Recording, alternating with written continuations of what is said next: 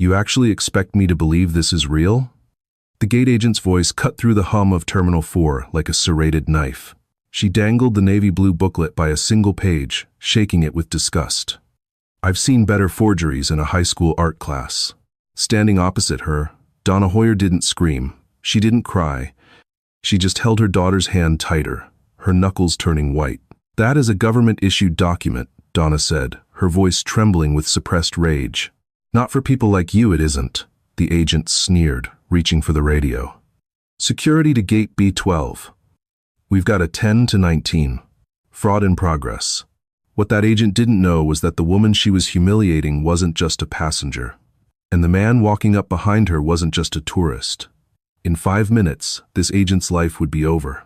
This is the story of the mistake that cost her everything. The air inside JFK's Terminal 4 always smelled the same, a mixture of stale Dunkin' Donuts, coffee, floor wax, and high-octane anxiety. For Donna Hoyer, however, today was supposed to be different. It was supposed to be the start of a new chapter. Donna adjusted the strap of her oversized Louis Vuitton tote bag, feeling the reassuring weight of the leather against her shoulder. At 42, Donna carried herself with the kind of quiet, architectural dignity that usually came from surviving corporate boardrooms. She was wearing a cream-colored cashmere coat that cost more than most people's first cars, paired with dark denim and boots that clicked purposefully on the terrazzo floor. Beside her, 7-year-old Maya was practically vibrating. Her braids were pulled back with bright yellow beads that clicked together every time she bounced on the balls of her feet. "Are we going to see the Eiffel Tower today, Mommy?" Maya asked, tugging on Donna's hand. Donna smiled, the kind of smile that reached her eyes and softened the sharp angles of her face. "Not today, baby. We sleep on the plane. And when we wake up? Bonjour." "Bonjour," Maya giggled, mispronouncing it delightfully. They were flying first class to Paris. It wasn't a splurge. It was Donna's life now. As a newly appointed senior legal consultant for a massive international NGO, Donna spent half her life in the air. She had earned every single mile, every upgrade, and every bit of the status that allowed her to bypass the winding snake of economy passengers. Donna steered Maya toward the priority access, first-class lane. The carpet here was red, distinct from the gray tiling of the main concourse. It was a small psychological boundary, one that separated the weary masses from the privileged few. As they entered the lane, Donna felt the familiar prickle of eyes on her back. She was used to it. A black woman in designer clothes entering the first-class lane still caused a certain demographic of traveler to pause and stare. She ignored the whispers from the economy line, the "must be a rapper's wife," or the "who does she think she is" mutters that floated in the recycled air. She kept her eyes forward, focused on the podium. Behind the counter stood a woman who looked like she had been having a bad day since 1998. Her name tag read Brenda Miller.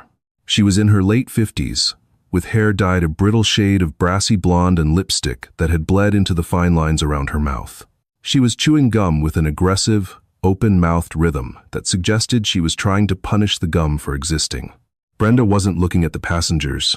She was aggressively typing on her keyboard.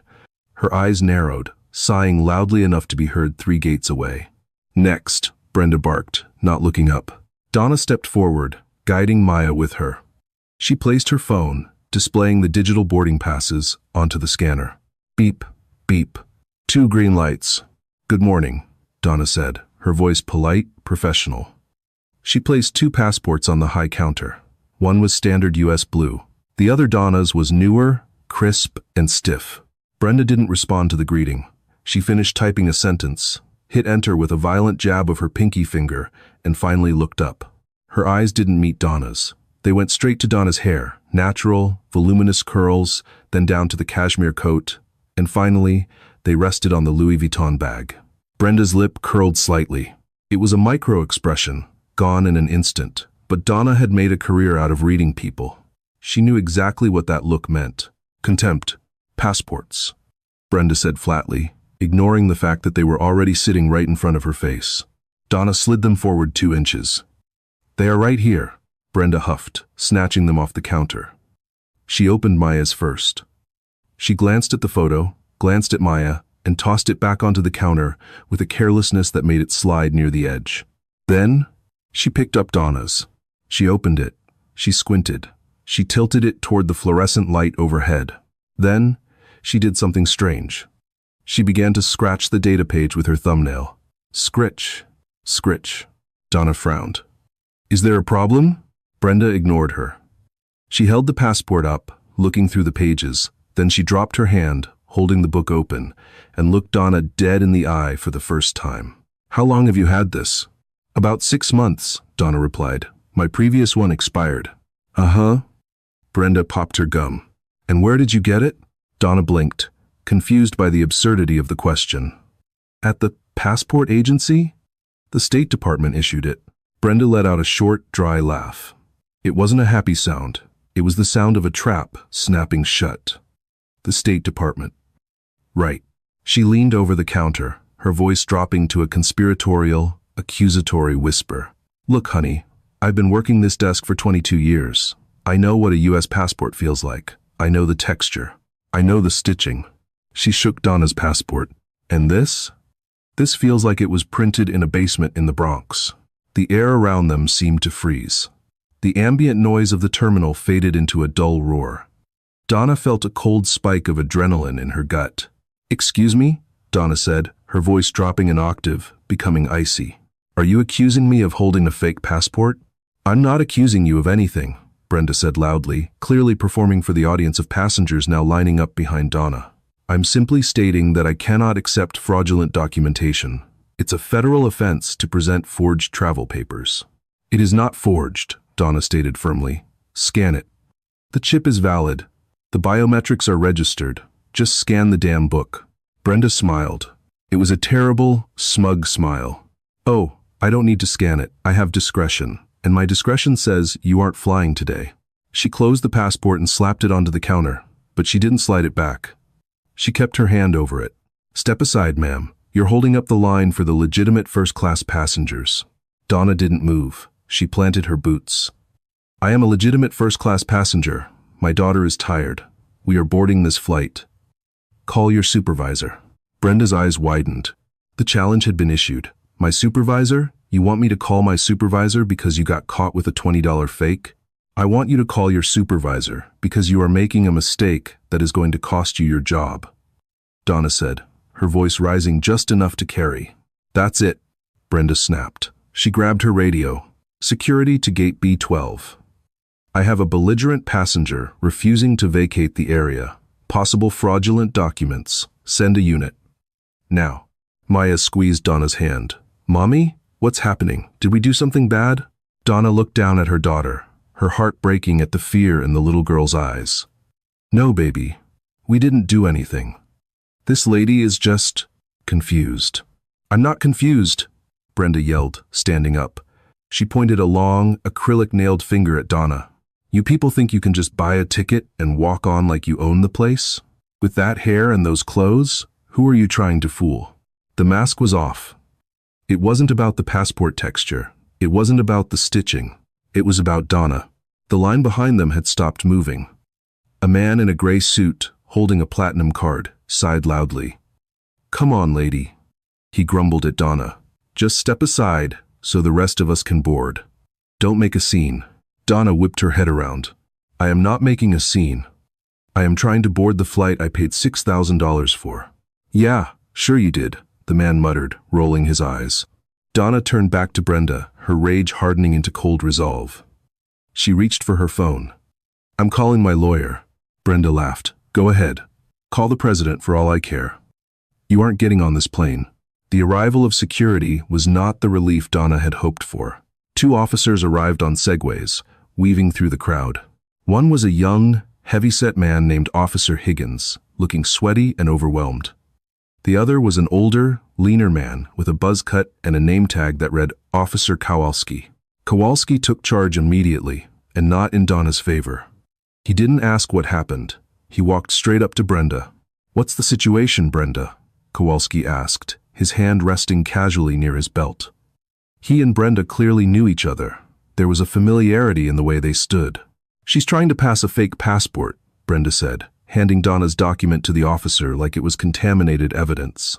And she's becoming aggressive, refused to step aside, scaring the other passengers. Kowalski took the passport. He didn't even open it. He just looked at Donna.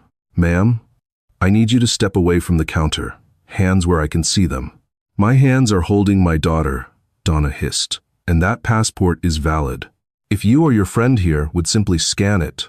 "We'll scan it downtown if we have to," Kowalski interrupted. "Right now, you're causing a disturbance. Grab your bags. You're coming with us." "I am not going anywhere until I speak to a manager," Donna shouted. The composure was slipping. The injustice was burning her throat. "Mommy!" Maya started to cry, a high-pitched wail that drew the attention of the entire terminal. People were pulling out their phones now. Cameras were recording. Donna knew exactly what this would look like on the internet. Angry black woman resists arrest at JFK. Context wouldn't matter. Only the clip would matter. She forced herself to take a deep breath. She had to de-escalate, for Maya's sake. "Okay," Donna said, her voice trembling. "Okay, I will move, but you are holding my property. That passport is government property." "It's evidence now," Kowalski said. He gestured to Higgins. "Grab the kid's bag. Don't touch her stuff." Donna snapped, pulling Maya's small rolling suitcase closer. "We can walk." They were marched, humiliated, away from the gate. Brenda watched them go. A look of triumphant satisfaction plastered on her face. As Donna was led away, she saw Brenda turn to the man in the gray suit. "So sorry about that, sir," Brenda cooed, her voice sickly sweet. "We just have to be so careful these days. You never know who's trying to sneak in. Welcome aboard." Donna felt bile rise in her throat. She was led about 50 feet away to a small, glass-walled waiting area near the jet bridge entrance. It wasn't a jail cell, but it felt like one. It was visible to everyone boarding the flight. Kowalski stood at the door, blocking the exit. Higgins stood awkwardly by the window. "Sit," Kowalski ordered. "I prefer to stand," Donna said. She pulled out her phone. "No phones," Kowalski said, reaching out. "You are not arresting me," Donna said, pulling the phone back. "I am detained for an administrative check. I have the right to use my phone unless you are charging me with a crime." "Are you charging me, officer?" Donna's legal training kicked in. She knew the statutes, she knew the terminology. Kowalski hesitated. He wasn't used to people knowing the rules. He grunted, "Make it quick. But if you try to record me, I'll confiscate it." Donna's fingers flew across the screen. She wasn't calling a lawyer. She wasn't calling her husband. She didn't have one. She was opening an app that very few people had on their phones. It was a secure messaging signal used by high-level diplomatic staff and NGO directors operating in conflict zones. She typed 3 words, code red, JFK. Then she sent her location. "Look," Officer Higgins said softly, stepping closer. He looked uncomfortable. "Ma'am, if it's a fake, just admit it. Maybe we can just issue a citation. You don't want to go to jail in front of your kid." Donna looked at Higgins. He wasn't malicious, just ignorant. He believed Brenda because Brenda was the system, and Donna was the outsider. "Officer Higgins," Donna said, reading his badge. "I want you to remember this moment. I want you to remember that I gave you a chance to fix this." "Fix what?" "Go get that passport from Kowalski. Take it to a scanner. Any scanner, even the one at the gate next door. Scan it." Higgins scratched his neck. Brenda said, "Brenda is a racist bigot who is about to lose her pension." Donna said calmly, "But you? You look like a follower. Don't follow her off the cliff."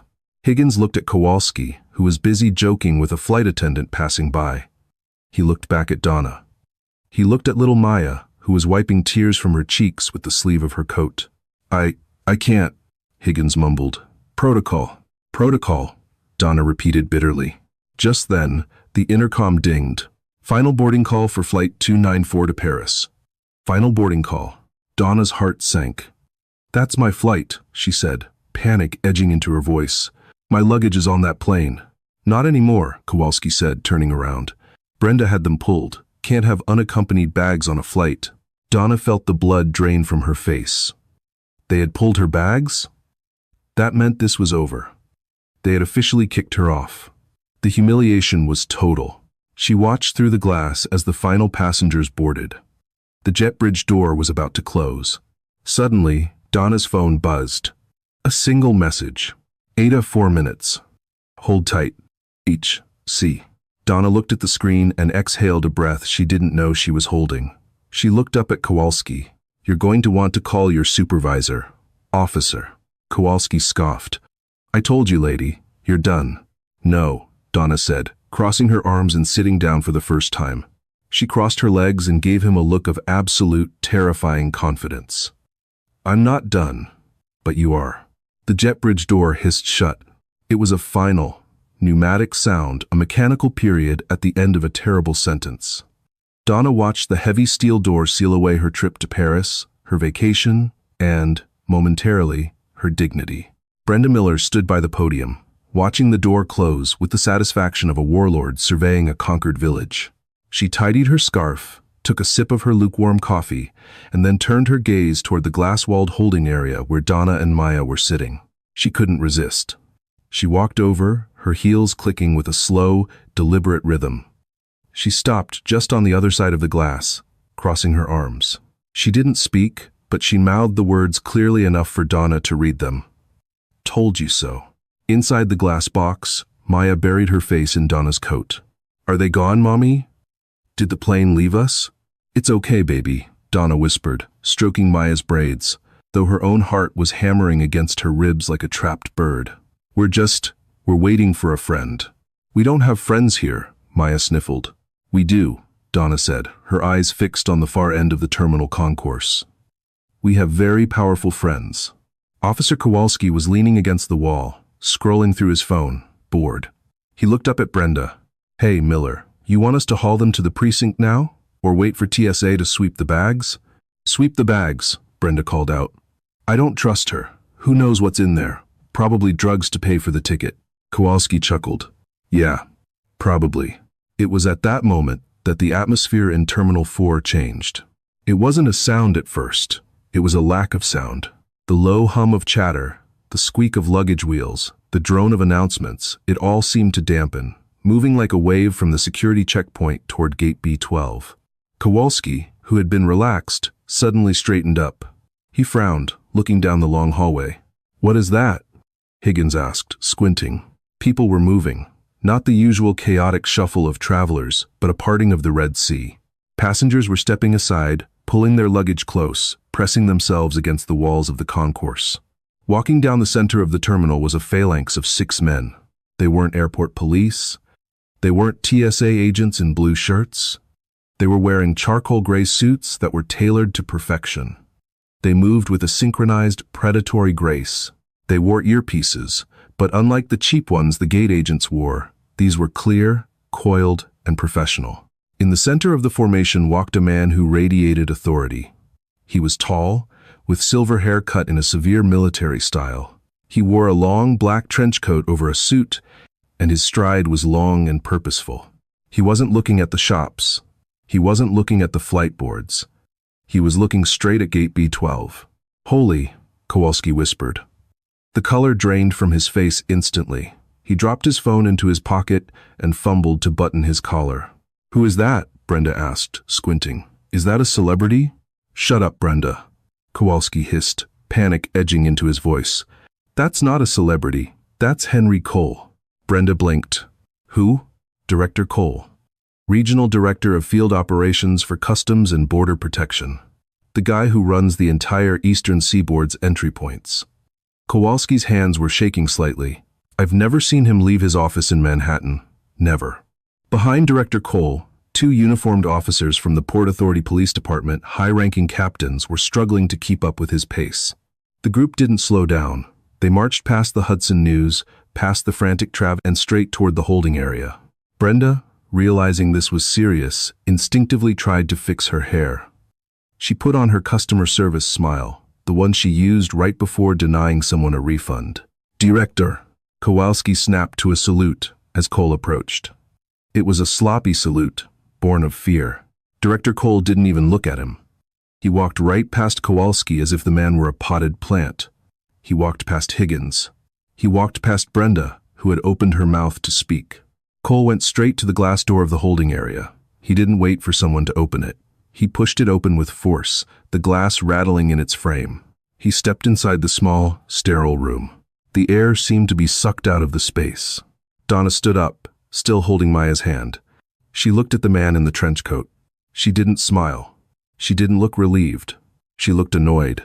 You're late, Henry, Donna said coolly. The silence that followed was deafening. Brenda's jaw dropped. Kowalski looked like he was going to vomit. Director Henry Cole, the man who terrified every federal employee in the airport, bowed his head slightly. It was a gesture of profound respect. "Traffic on the Van Wyck was a nightmare, Madam Secretary," Cole said, his voice deep and gravelly. "My apologies. Are you unharmed?" "I'm fine," Donna said, brushing lint off her coat. "My daughter, however, is traumatized. And my luggage has been stolen." "Stolen?" Cole's head snapped up. His eyes, usually cold, burned with sudden intensity. "Pulled," Donna corrected, glancing through the glass at Brenda. "By the gate agent. She claimed they were a security risk." Cole turned slowly. He rotated his entire body until he was facing the gate desk. The 6 men in suits turned with him, a wall of gray wool and silent menace. Cole walked out of the glass box, Donna and Maya following close behind him like royalty. He stopped 3 feet from Brenda. Brenda was trembling now. Her gum chewing had stopped. She clutched the edge of the podium for support. Brenda stammered. "Sir, I was just following protocol. She presented a fake passport." "I had to—" "A fake passport," Cole repeated. His voice was dangerously quiet. Yes, sir," Brenda said, her confidence rallying slightly. She pointed a shaking finger at Donna. "The texture was wrong. The stitching was off. I've been here 22 years. I know a fake when I see one. It's right there on the counter. See for yourself." She gestured to the passport, still sitting on the high counter where she had abandoned it. Cole didn't look at the passport. He looked at Brenda. "Agent." He glanced at her name tag. "Miller. Do you know who this woman is?" "She's a passenger," Brenda squeaked. "This woman," Cole said, his voice rising just enough to silence the entire gate area, "is Donna Hoyer. She is the chief legal liaison for the United Nations High Commissioner for Refugees. She is currently traveling on a diplomatic mission to Paris to negotiate the release of 3 American hostages in the Sudan." A collective gasp went through the crowd of onlookers. Phones were raised higher. "And that passport," Cole continued, finally reaching out and picking up the blue booklet. He held it with reverence. "Is not a standard tourist passport, you imbecile." He held it up for everyone to see. "This is a diplomatic courier passport, Series Z, issued directly by the Secretary of State. There are less than 500 of these in circulation in the entire world." Cole leaned in, his face inches from Brenda's. "It feels different because it is different, Agent Miller. It contains a polycarbonate data page with military-grade encryption chips. It is designed to be indestructible. It is designed to bypass people like you." Brenda's face went from pale to a sickly shade of gray. I didn't. It didn't scan." "You didn't scan it." Donna's voice cut in, sharp and clear. "I told you to scan it. You refused. You said you had discretion." Cole turned to Donna. "She refused to scan the document?" "She scratched it with her fingernail," Donna said, her voice dripping with disdain, "and told me it felt like it was printed in a basement in the Bronx." Cole closed his eyes for a second, a vein throbbing in his temple. When he opened them, he looked at Kowalski. "And you?" Cole asked softly. "Officer, did you verify the document?" Kowalski swallowed hard. Agent Miller said it was a confirmed fraud, sir. I was just securing the suspect." "The suspect?" Cole repeated. He laughed, a short, harsh bark. "You detained a diplomatic envoy and her child in public view without verification?" Kowalski stammered. "You." Cole pointed at Higgins, the young officer.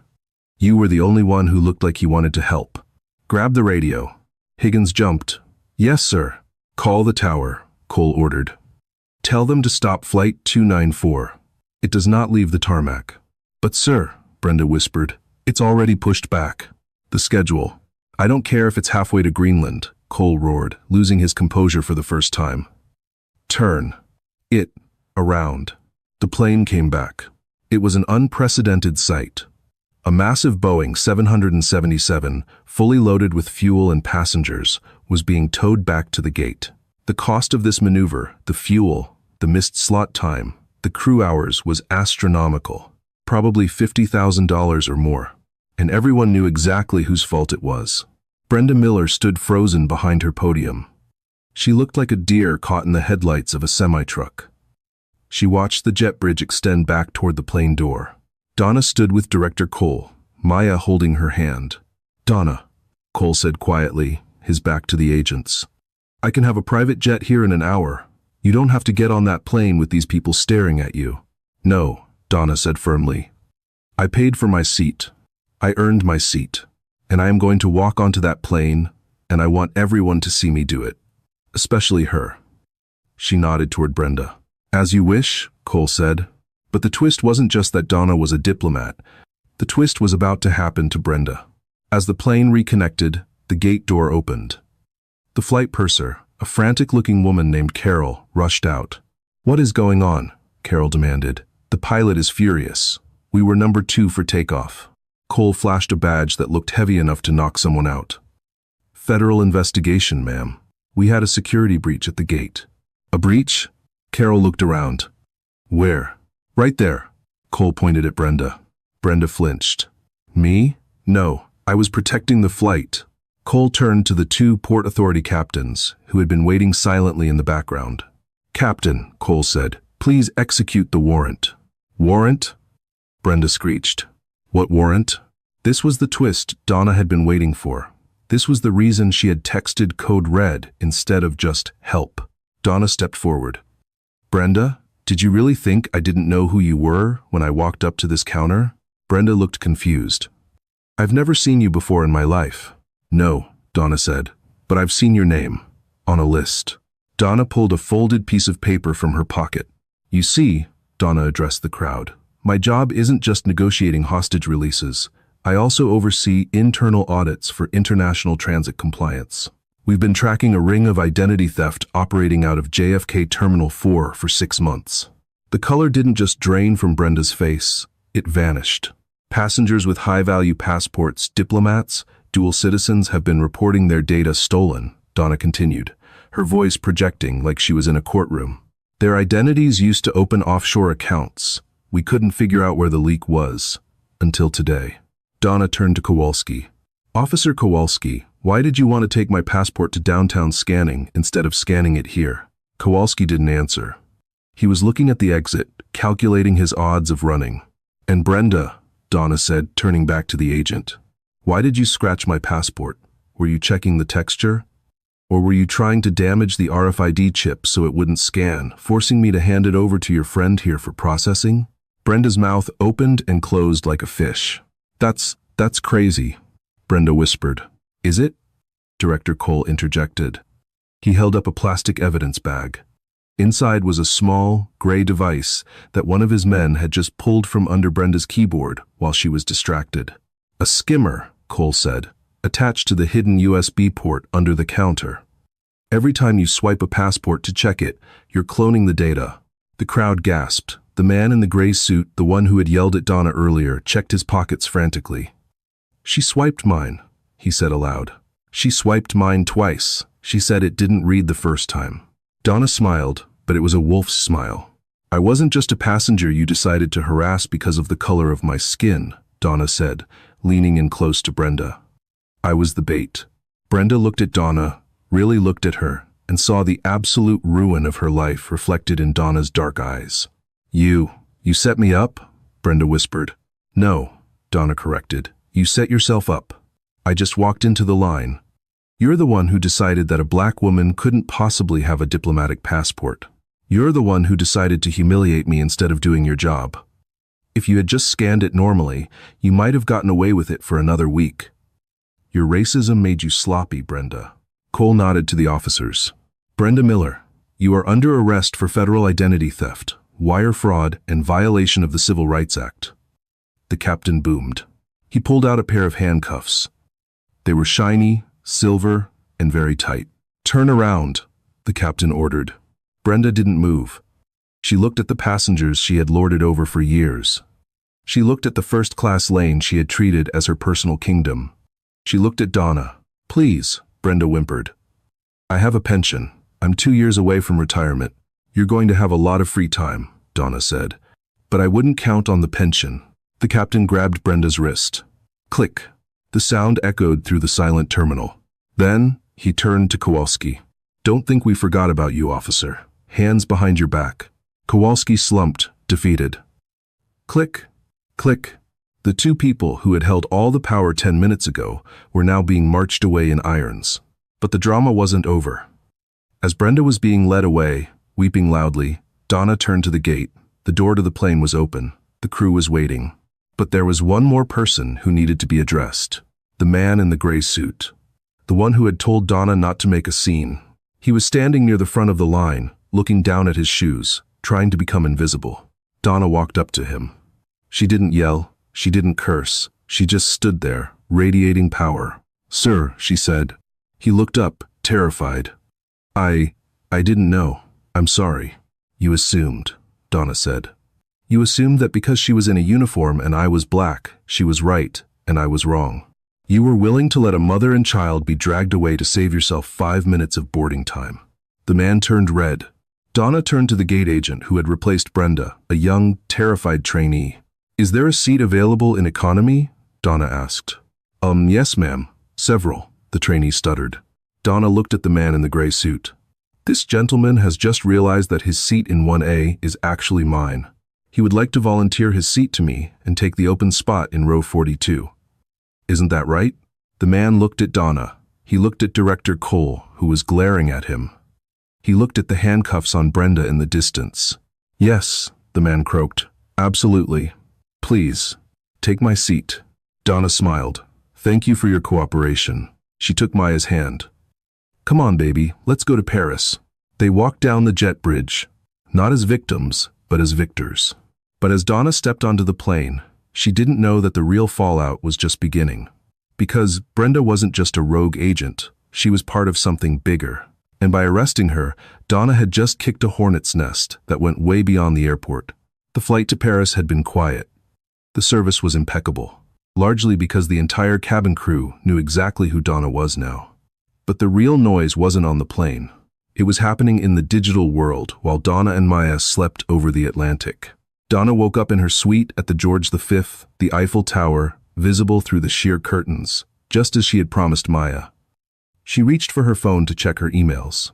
She had 412 missed calls, 15,000 notifications on Twitter, X, and her inbox was full. "Mommy, look," Maya said, jumping onto the bed with her iPad. "You're on YouTube." Donna took the tablet. It was a video titled, "Airport Karen Gets Destroyed by Secret Diplomat, Instant Karma." The video had 12 million views in 24 hours. Someone in the line, probably a teenager, had recorded the entire interaction. The video started with Brenda's sneer. "I've seen better forgeries in a high school art class." It captured the humiliation, the tears in Maya's eyes, and Officer Kowalski's arrogance. But then came the cut.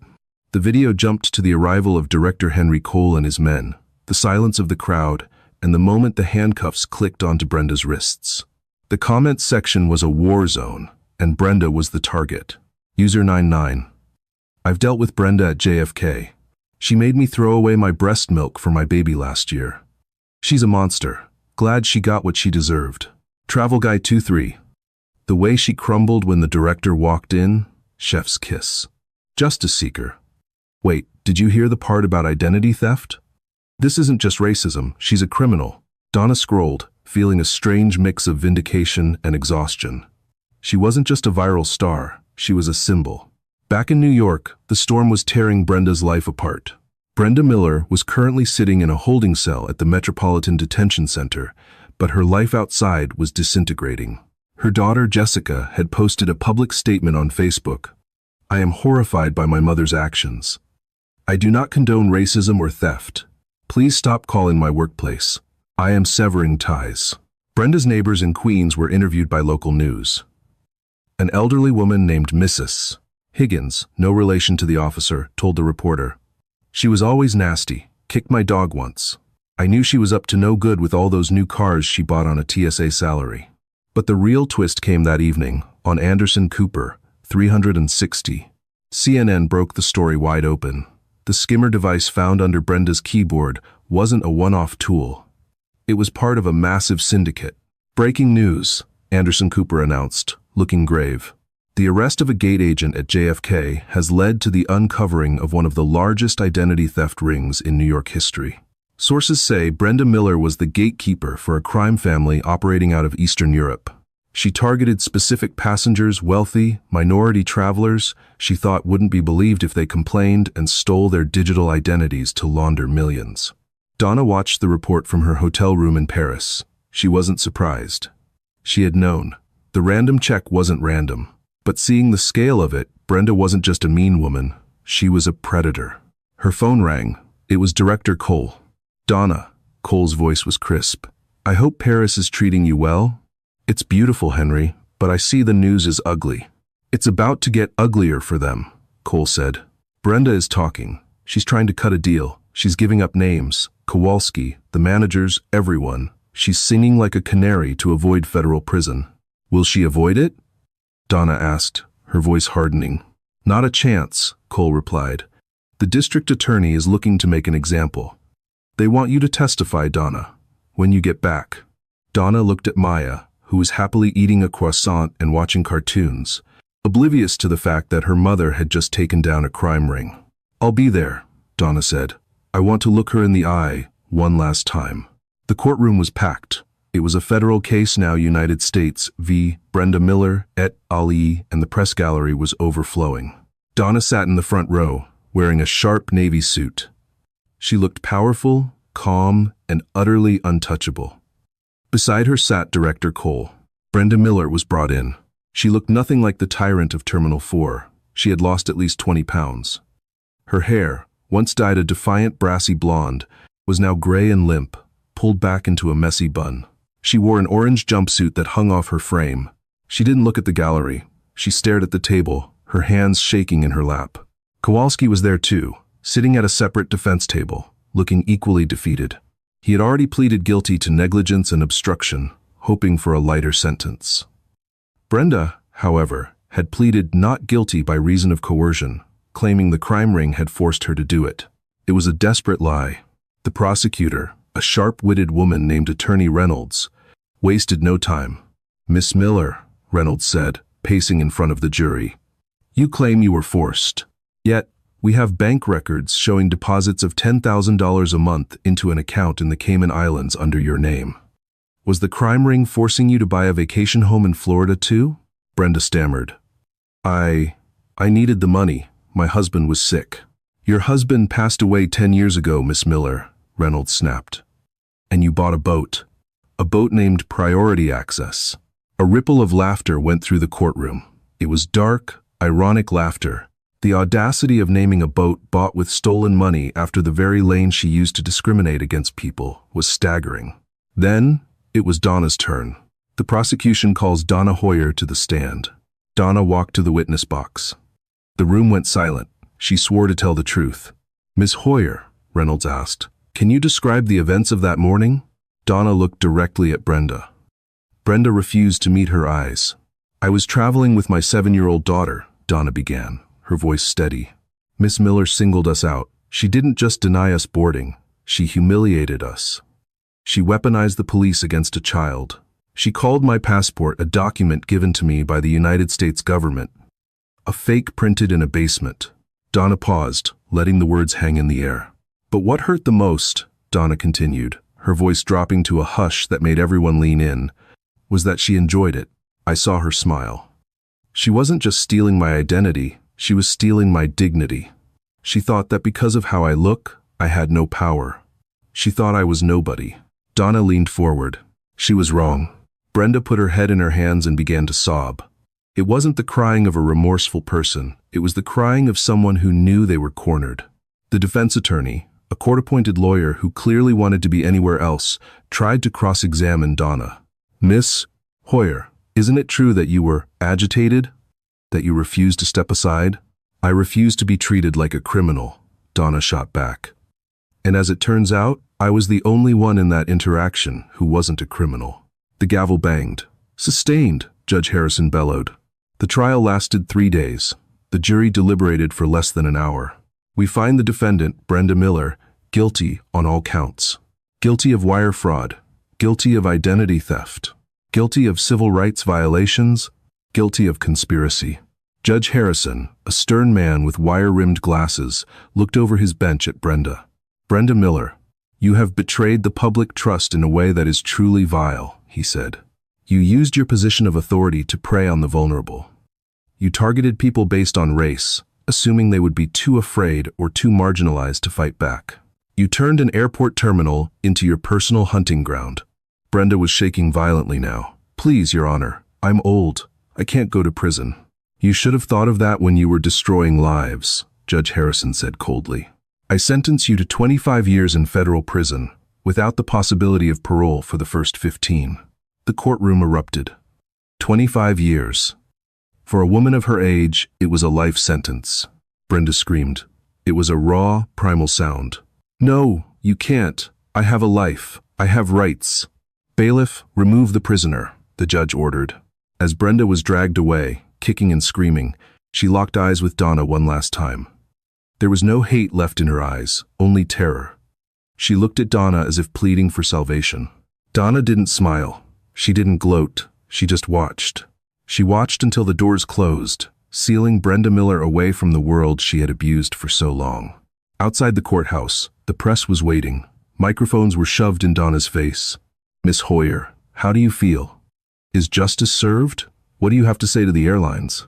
Donna stopped at the bottom of the stairs. She adjusted her coat, the same cream cashmere coat she had worn that day at the airport. "Justice was served today," Donna said into the cameras. "But let this be a lesson. You never know who you are talking to. You never know who is standing in that line. Treat people with respect, not because they might be a diplomat, but because they are human beings." She turned and walked toward the waiting black SUV, where Maya was waving from the window. The story was over. The nightmare was finished. Or so Donna thought, because as the car pulled away, Donna's phone buzzed. It was a text from an unknown number. "You took down Brenda, but you didn't take down the boss. Watch your back." Donna stared at the text message on her phone. "You took down Brenda, but you didn't take down the boss. Watch your back." Most people would have been terrified. They would have called the police, changed their number, or gone into hiding. But Donna Hoyer wasn't most people. She was a woman who negotiated with warlords for a living. To her, a threat wasn't a stop sign, it was an invitation. She didn't reply. Instead, she forwarded the message to Director Henry Cole with a single caption, "Trace it." 3 hours later, she was sitting in the Centurion Lounge at JFK, sipping a sparkling water. She wasn't traveling today, she was waiting. The lounge was quiet, a sanctuary of soft lighting and hushed conversations. Donna was seated in a high-backed leather chair, facing the entrance. She wore a sharp emerald green blazer, looking every inch the predator in a jungle of glass and steel. A man walked in. He wasn't wearing a uniform. He was wearing a $3,000 Italian suit. He was in his 50s, with silver hair slicked back and a smile that didn't reach his eyes. He scanned the room, spotted Donna, and walked over with a confidence that bordered on arrogance. It was Richard Sterling, the Regional Vice President of Airport Operations. The man responsible for hiring Brenda. The man who signed the contracts. The man who ultimately controlled Terminal 4. "Miss Hoyer," Sterling said, sliding into the chair opposite her without asking. "Bold of you to come back here so soon after the unpleasantness." Donna took a slow sip of her water. "Mr. Sterling, I assume you're the one who sent me the fan mail?" Sterling laughed, a dry, humorless sound. "I don't send texts, Miss Hoyer. I have people for that. But I wanted to deliver a message personally." He leaned in, his voice dropping to a low, menacing purr. "You cost my operation $12 million last month. Brenda was a useful idiot, but she was my idiot. You disrupted the flow. You brought the feds into my house." "Your house?" Donna raised an eyebrow. "I thought this was a public airport." "It's a business," Sterling hissed. "And you're bad for business. I know people, Donna. Powerful people. Judges. Senators. You think putting Brenda in jail fixes anything? I can have your security clearance revoked. I can have your NGO audited until it bleeds. I can make sure you never fly out of New York again." He sat back, adjusting his silk tie. "Here is what's going to happen. You are going to issue a public apology to the airline. You're going to say you overreacted. You're going to say Brenda was just doing her job and it was a misunderstanding. If you do that, maybe the audits don't happen." Donna looked at him. She didn't blink. She placed her glass down on the coaster with a soft clink. "Richard," she said softly, "do you know why I came here today? To surrender?" Sterling smirked. "No," Donna said. She reached into her bag. Sterling flinched, perhaps expecting a weapon. She pulled out a single, thin file folder and slid it across the table. "I came to give you a head start." Sterling frowned. He opened the folder. His eyes widened. His face went pale. His hands began to tremble, rattling the paper. Inside were photos. Photos of Sterling on a yacht in the Cayman Islands, the same location where Brenda's money was being wired. Photos of him meeting with known syndicate leaders. Copies of offshore bank accounts with his signature. And, most damning of all, a transcript of the text message he had ordered his fixer to send to Donna. "How?" Sterling whispered, looking up at her with pure horror. "You forgot who I work for, Richard," Donna said, her voice cold as ice. "I don't just have friends in the government. My department is the government. While you were busy threatening me, Director Cole's team was mirroring your phone. Every call, every text, every wire transfer." Sterling slammed the folder shut. He stood up, looking around frantically. "You can't prove this. This is entrapment." "It's not entrapment," Donna said, standing up to meet him. She towered over him in her heels. "It's intelligence." She pointed to the lounge entrance. "And that," she said, "is the cleanup crew." The doors to the lounge burst open. But it wasn't the police. It wasn't airport security. It was the FBI. 12 agents in windbreakers swarmed the room. The patrons of the lounge gasped, dropping their drinks. "Richard Sterling," the lead agent shouted. "Federal Bureau of Investigation. You are under arrest for racketeering, money laundering, and conspiracy to commit federal identity theft." Sterling tried to run. He actually tried to bolt toward the kitchen. He didn't make it 3 steps. 2 agents tackled him to the plush carpet. The man who had just threatened to ruin Donna's life was now face down on the floor, his expensive suit being ruined, handcuffs snapping onto his wrists. "Miss Hoyer," Sterling screamed as they hauled him up. "You witch! You planned this. You planned all of this." Donna walked over to him. She looked down, her expression serene. "I didn't plan anything, Richard," she said calmly. "I just wanted to go to Paris with my daughter. You people made it a war. I just finished it." She turned to the lead agent. "He's all yours." As they dragged Sterling away, kicking and screaming just like Brenda had, Donna felt a hand on her shoulder. It was Director Cole. He had been sitting in the corner the whole time, reading a newspaper. "Nice work, Donna," Cole said, folding his paper. "The network is dismantled. The assets are frozen. It's over." Donna looked out the window at the tarmac, where planes were taking off into the blue sky. "It's never really over, Henry," she said. "There will always be people like Brenda, people like Sterling, people who think power gives them the right to humiliate others." "And what will happen when they do?" Cole asked. Donna smiled. It was the first genuine, happy smile she had worn in weeks. "Then I'll be waiting in line," she said, ready to remind them who they're dealing with. She picked up her bag. "Now, if you'll excuse me, Director, I have a flight to catch, and this time I'm taking the private jet." Cole chuckled. "Enjoy Paris, Donna." Donna walked out of the lounge, her head held high, the sound of justice ringing in the air behind her. That is the story of Donna Hoyer, a mother who refused to be a victim. What started as a simple act of discrimination by a bitter gate agent unraveled a criminal empire. Brenda Miller thought she was just bullying a helpless passenger. Richard Sterling thought he was untouchable in his ivory tower. Both of them learned the hard way that you never judge a book by its cover, and you certainly never judge a passport by its texture. Donna's story reminds us that dignity isn't something given to us by others. It's something we carry inside ourselves. And sometimes, standing up for yourself doesn't just change your day, it changes the world. And as for Brenda, she's currently serving year 3 of her 25-year sentence. She works in the prison laundry, and she scans every single shirt carefully. Wow, what a journey. If this story had you on the edge of your seat, hit that like button right now. It really helps the channel and tells YouTube you want more stories where justice is served cold. Have you ever been treated unfairly at an airport or a store? Comment below, I want to hear your story.